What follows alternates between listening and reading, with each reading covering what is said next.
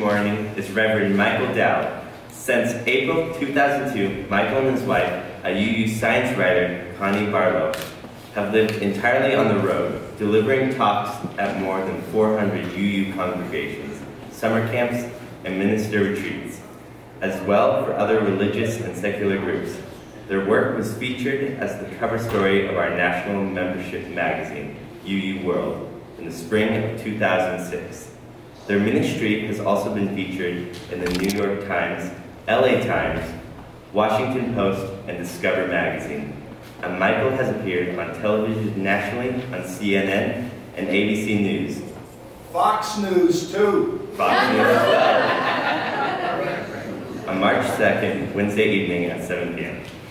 Michael will be with us again, presenting a richly illustrated talk on his book, Thank God for Evolution, which has been endorsed by 6 Nobel laureates and other science luminaries, including noted skeptics and by religious leaders across the spectrum. Michael and Connie support their internet ministry mostly by selling books and DVDs. We encourage you to visit their book table downstairs in the fellowship hall after the service. Good morning. Anybody have any idea what this might be? Yeah. It's a necklace, sure. It's my great story beads. It's the entire history of the universe represented in beads. I have 270 beads all along the chain from the very beginning to this moment right now, and this is all the significant events of how the universe has been unfolding, and you could say how God or the goddess created it. It's basically the story of everyone and everything in order, from like the earliest galaxies, and then our Milky Way galaxy, and the early life on Earth, and then of course the dinosaurs, got the major dinosaurs here, the big ones, and all the other things. And see, why I have this is that this is my cosmic rosary. I grew up Catholic. You can't get the Catholic out of me, right? And so this reminds me of that I'm bigger, and you're bigger, older, and far more related than most of us have any idea. So let me talk about that. To say that we're bigger than we think is that we are as big as the universe. The universe began and has been unfolding and expanding and getting bigger, and then in this solar system, the universe became complex enough that it could begin to contemplate its own nature. That's literally who we are. We are the universe, achieved to the degree of complexity that the universe could begin to contemplate itself. A human being looking through a telescope is the universe looking at itself and just going, whoa. Somebody looking through a microscope is the planet Earth learning with awareness how it's functioned unconsciously and instinctually for billions of years. So we're bigger than most of us think. We're older because what are we made of more than anything else? Atoms, sure. And you know what kind of atoms? Like, okay, when you take a drink, water, right? We're 70% water. That means that if I was hollow and you started filling me up to the top, I'd be about this much water. It's amazing we don't slosh around when we walk, right? And of course, water is H2O. That's hydrogen. Two atoms of hydrogen. So that's like this littlest itty-bitty particle, this little atom. So we have more hydrogen in us than anything else. And the hydrogen was created right at the beginning of the universe, 14 billion years ago. So if we are mostly water, and water is mostly hydrogen, and all the hydrogen atoms are 14 billion years old, how old does that make you? Yeah, you're a lot older than you thought you were. And when your parents and grandparents try to hide their age, tell them to celebrate their age. They're a lot older than they thought they were anyway, okay? So we're bigger than we thought, we're older than we thought, and we're more related. See, one of the things that I love about my beads is that it shows me, like, here's the armadillo, right? This is when North and South America hooked up, right? And so that animals could come up that had never been. So we are related to all creatures. We're related to all of life. In fact, one of my favorite quotes from Marlon Lavenar, he's the pastor of the biggest Unitarian church in the whole world down in Tulsa, Oklahoma. He says, you know, we've all heard some fundamentalist-minded person say, don't tell me I'm related to monkeys. But now that we understand DNA and have cracked its code, We know that we're not just related to monkeys, we're related to zucchini, so let's get over it. So we're bigger, we're older, and we're more related than most of us have any idea. And I think that is pretty doggone cool. So we'll do a lot more at the, whatever it is, after the church service.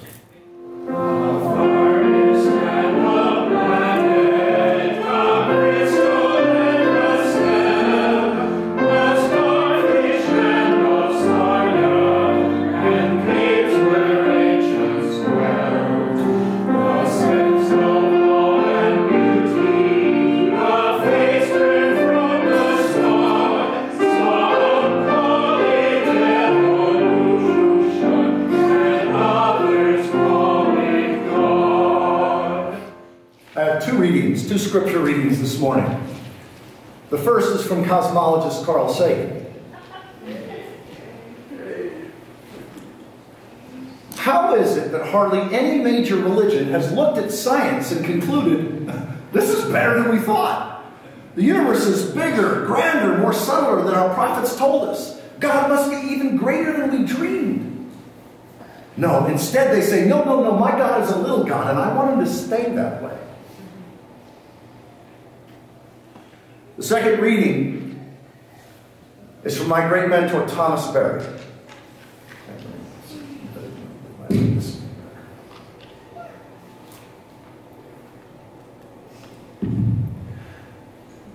Thomas Berry died a few years ago at the age of 94. He called himself a geologian. Not a theologian, a geologian. He said, our current predicament and our way into the future can be summarized in 3 sentences. First sentence, the glory of the human has become the desolation of the earth.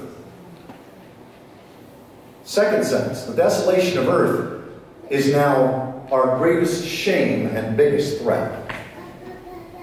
Third sentence, therefore, all programs, policies, activities, and institutions must henceforth be judged primarily by the extent to which they inhibit, ignore, or foster a mutually enhancing human-earth relationship.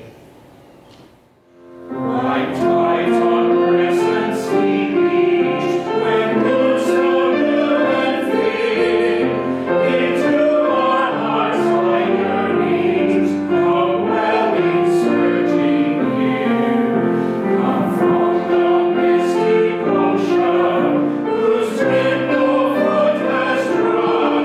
Some people call it Maui, and others call it God.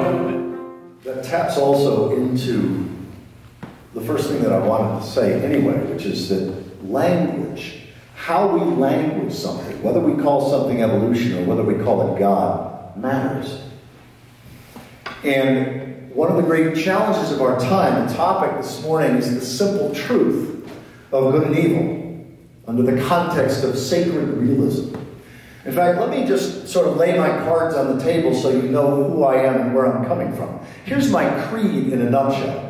Because Connie and I have not only traveled North America for the last 14 years, we've spoken to about 2,000 groups, literally from atheists to evangelicals and everything in between. Although mostly Unitarian churches, we've done about half the Unitarian Universalist Association. I think I've been in the pulpit of more Unitarian churches than any human being ever. Kind of pretty cool. But I'm a sacred realist. I'm an evidential mystic. I'm a religious naturalist. I have no supernatural or otherworldly beliefs whatsoever, and yet I freely use language of reverence and language of condemnation that is traditional to religion. Because good, bad, great, and evil, these fundamental moral categories, have always, in all cultures, been defined by how we impact the larger community and how that ripples out to the future.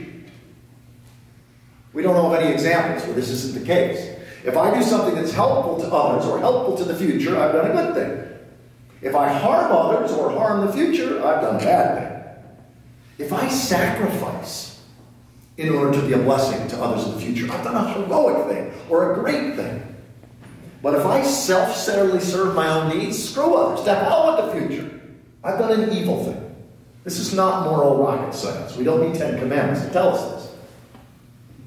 So how is it that we now have an economic system that makes it easy or inevitable for billions of good people to harm the future? How did we get there? What happened along the way?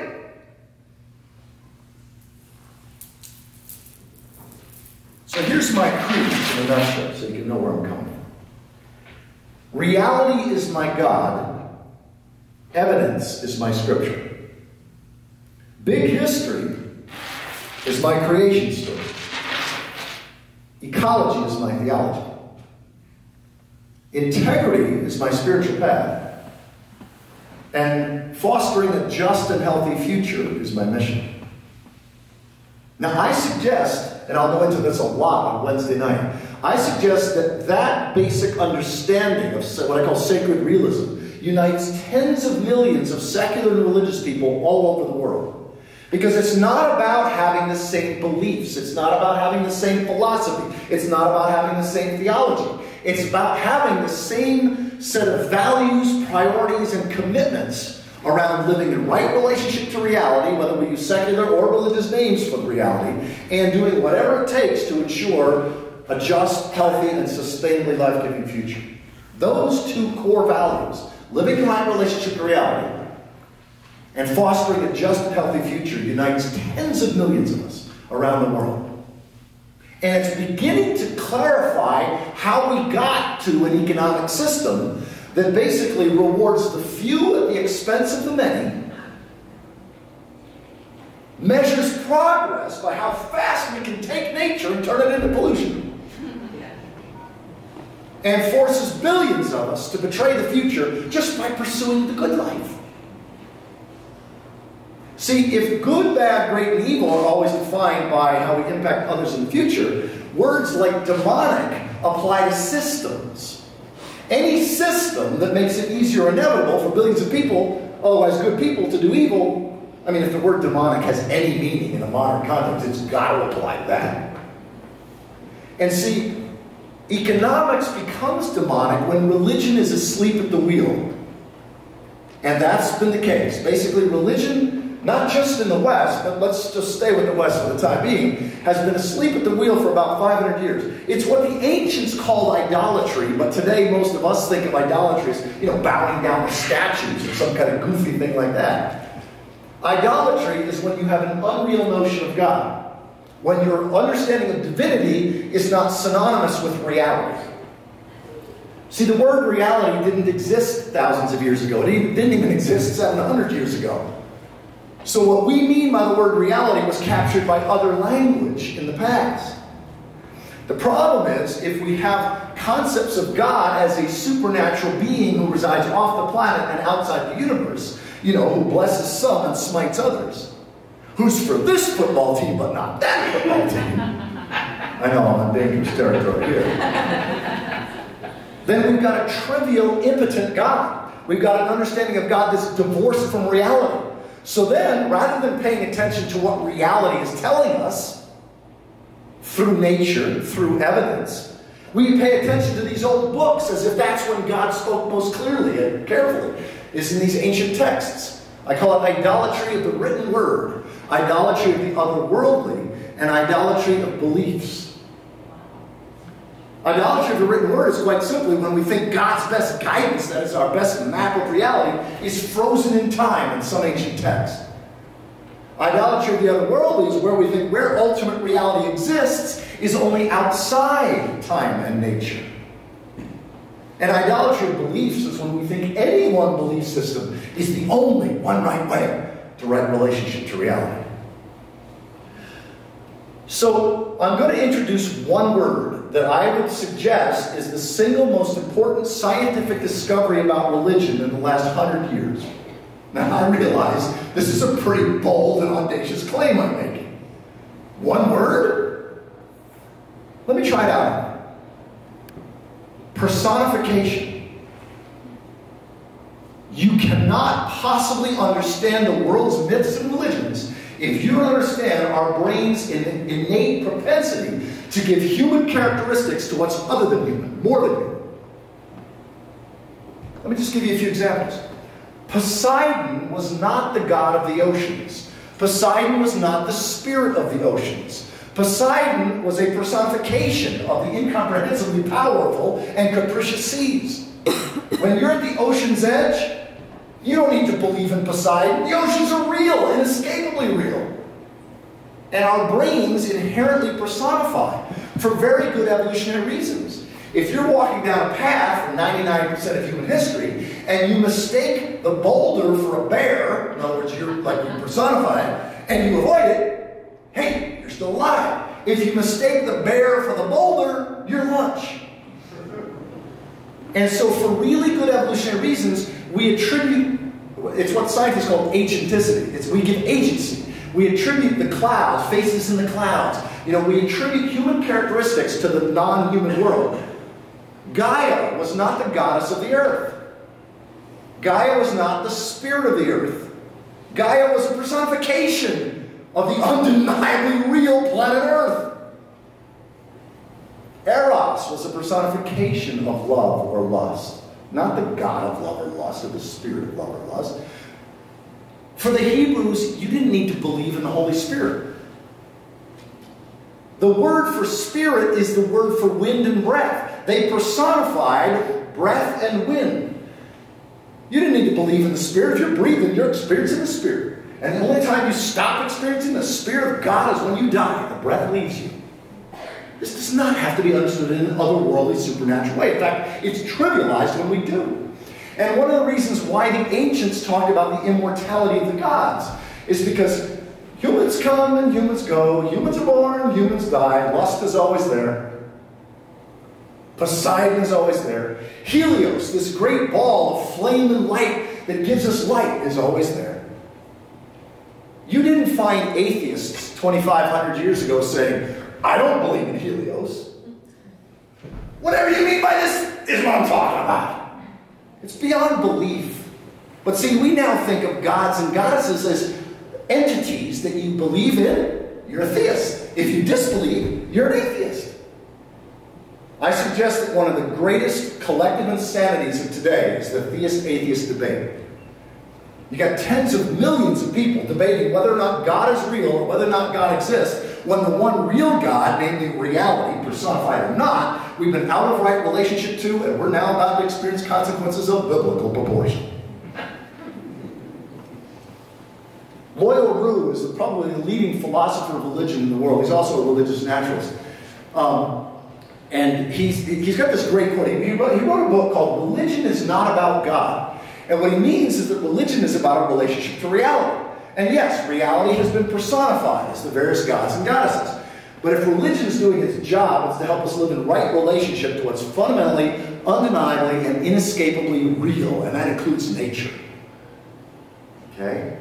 I love this quote. He says, the most profound insight in the history of humanity is that we should seek to live in accord with reality.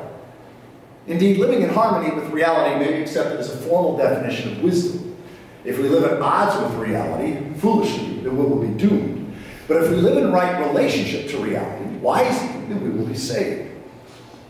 And he goes on to say that all cultures have had at least a tacit understanding of this fundamental principle. What we're less in agreement about is how we should think about reality and the practices that we should use to put ourselves into right relationship to reality. But that makes total sense when you realize that all religions were founded in some part of the world and had a particular set of plants and animals and climate that they reflected on to create the words, the analogies that they used for reality. I mean, if you lived in a part of the world that had never experienced sheep, the Lamb of God would not be a part of your sacred story. You know, if you lived in a part of the world that had never experienced the political reality of a king, the kingdom of God would be an utterly foreign concept. You know, you tell stories of lotus blossoms or whatever was a part of your experience. And so the question now becomes, what is reality telling us and how? What is reality shouting to us through evidence, through trends? I mean, when I speak to traditional religious audiences, not Unitarian, but more Christian and unity and religious science, I'll say facts are God's native tongue and trends are God's bullhorn. What reality is telling us through scientific trends, we better pay attention to, because if we don't, there are serious consequences. In fact, what I'll be doing on Wednesday night is sharing the 10 commandments to avoid extinction. I think it's the most important thing I've ever done in my life. 10 commandments to avoid extinction. And I'm not channeling an otherworldly entity. And I'm not predicting the future. I'm saying, in fact, what I would invite anybody who comes Wednesday night is, you check your own heart, and you tell me if reality is telling us these 10 things. And these are 10 things that are vital. They're the essence of what's called sustainability. But here's the thing. This is why language has so goofed us up. Why we're so mistaken about good and evil. It's because if we do not understand the fact that what it's all about is living in right relationship to reality and being a blessing to the future, and we think other trivial things are what good and evil is about, we're going to be blind and deaf to what reality God has been revealing for centuries through evidence. This is why idolatry is so pernicious. This is how we got an economic system that's demonic in place. And so these 10 commandments are 10 things that are at the core of the sustainability movement, but more than sustainability. We don't need to sustain the stupidity and the damage we're doing. We need to undo that. Unsustainable is just a pretty word for evil. How did we not know this? How did we forget this? Well, it's because of what traditional religious people call idolatry. We've been thinking of God as a supernatural being rather than a reality with a personality. Rather than the voice of reality, speaking to us loudly through evidence. And that's when we realize the big history, the history of everyone and everything that science gives us, that evidence gives us. There have been Christian scientists, Buddhist scientists, Hindu scientists, atheist scientists, all contributing to our best collective understanding of the two questions that all cultures need to survive and thrive, which is what's real and what's important, or how things are, and which things matter.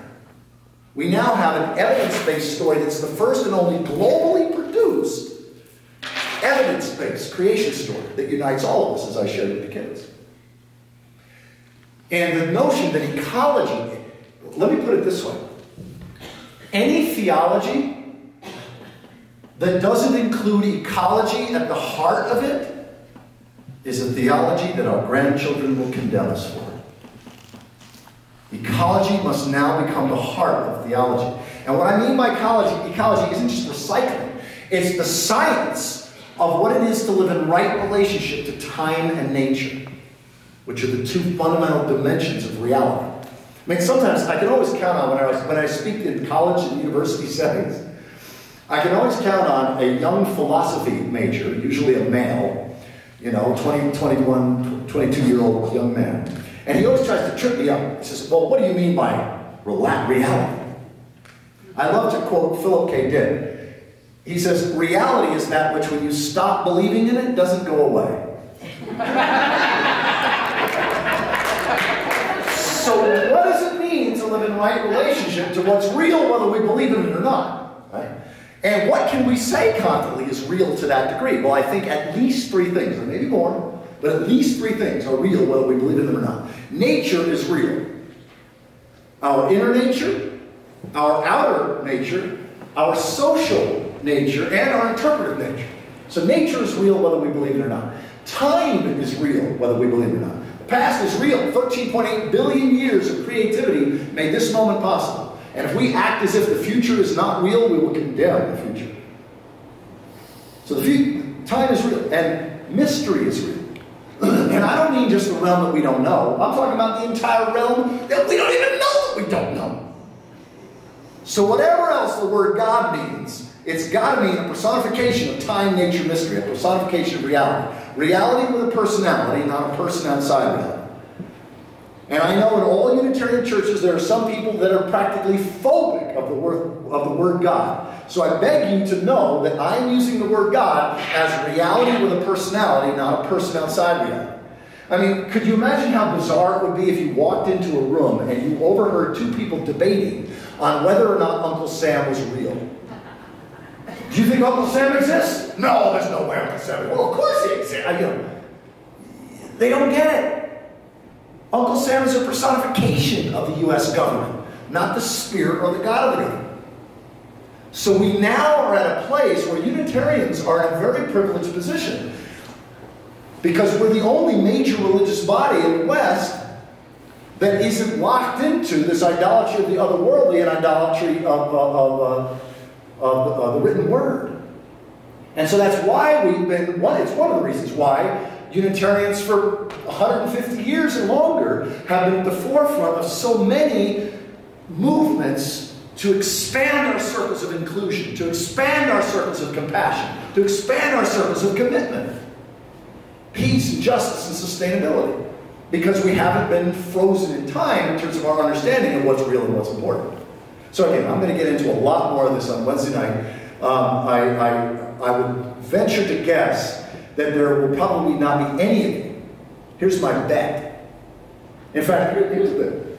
If you think, when you hear my 10 Commandments, if you actually think, this guy's crazy, this isn't what reality is telling us, A, I'll buy you a drink afterwards. And B, I'm wide open to your suggestions for what do you think reality is telling us, but you will only be allowed to do that if you can then back it up with, and the evidence is. Because this is not about what any of us think. This is about what is the evidence telling us about what we need to do individually and collectively so that we can be a blessing to his generation, so we can be a blessing to future generations. Because that is our sacred calling now. When I speak in Christian churches, I say our calling is to be Christians, to be Christ-like, to be saviors of the future rather than destroyers of the future. The second coming of Christ isn't waiting around for some magical event to occur on the clouds. The second coming of Christ is when we wake up to the fact that we now need to be saviors of the future. And we recognize that God now is here. So again, I'll go into a lot of this on Wednesday night. So, if you can't be here Wednesday night, you've already got a commitment or whatever. As you can tell, Connie and I are pretty evangelistic about this perspective.